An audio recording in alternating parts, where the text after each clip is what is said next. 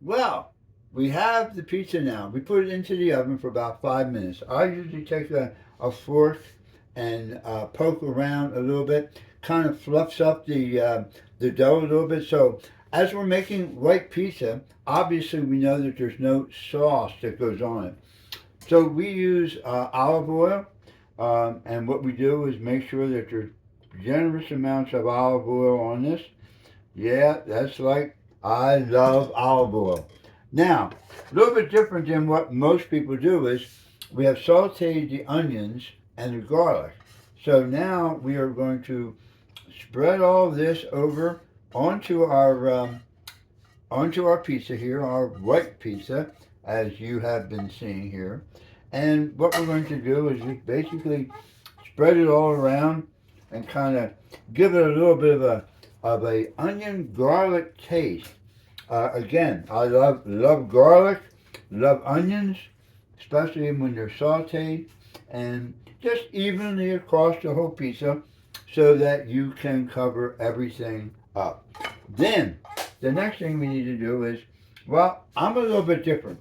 I like to put the pepperoni on and do that before we put the cheese on, only because I don't like really burnt pepperoni. Maybe you do. Hey, that's up to you.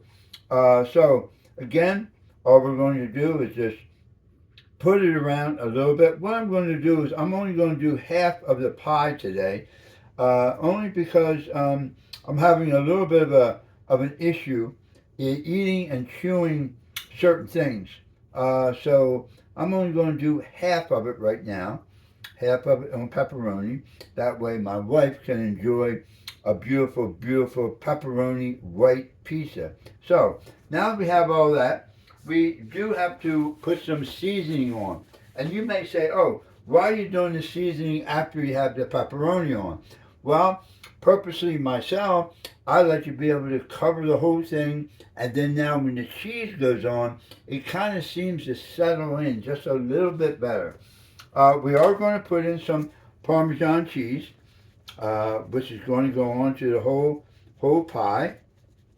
Very light, but just enough to give it that Parmesan taste. Now, we do have some already prepared and cut basil.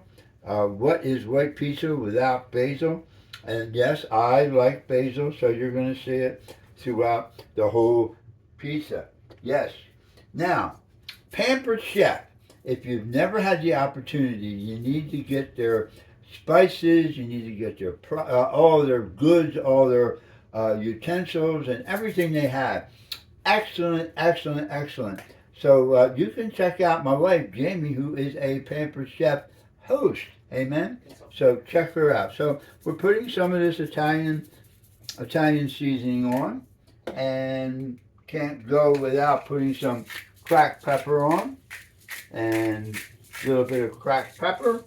And finally, although we do have garlic on there, I like to put on a little bit more of the garlic powder.